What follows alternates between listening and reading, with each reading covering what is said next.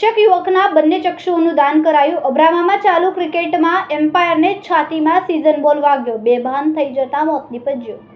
અબ્રામા ખાતે આયોજિત ક્રિકેટ ટુર્નામેન્ટમાં અમ્પાયરિંગ કરતી વખતે બોલ છાતીમાં વાગ્યા બાદ બેભાન થઈ ગયેલા યુવકનું મોત નીપજ્યું। પોસ્ટમોર્ટમમાં પ્રાથમિક રિપોર્ટમાં તેમનું મોત હેમરેજના કારણે થયું હોવાનું સામે આવ્યું।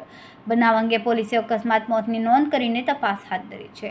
ઓલપાડના બરબોધરના વતની અને જહાંગીરપુરા રાજગ્રીન એપાર્ટમેન્ટ ખાતે રહેતા 25 વર્ષીય પાર્થ રાજેશભાઈ સુરતી દાંડી રોડ કુકડી ગામ ખાતે આવેલી ફાઉન્ટેન હેડ સ્કૂલમાં સ્પોર્ટ્સ ટીચર તરીકે નોકરી કરતા હતા। તેઓ અવારનવાર અલગ અલગ ટુર્નામેન્ટમાં એમ્પાયરિંગ કરવા જતા હતા। રવિવારે તેઓ અબ્રામા ખાતે આવેલા વીડી દેસાઈ ગ્રાઉન્ડમાં આયોજિત ક્રિકેટ ટુર્નામેન્ટમાં એમ્પાયરિંગ કરતા હતા ત્યારે તેમને સીઝન બોલ છાતીના વાગ્યા બાદ બેભાન થઈ ગયા હતા। પાર્થભાઈ બેભાન થઈ જતા તેમને CPR આપવામાં આવ્યું, પરંતુ તેમ છતાં તેઓ ભાનમાં ન આવતા તાત્કાલિક સારવાર માટે રંગોલી ચોકડી પાસે ખાનગી હોસ્પિટલ લઈ જવાયા હતા। ફરજ પરના તબીબે તેઓને મૃત જાહેર કર્યા હતા।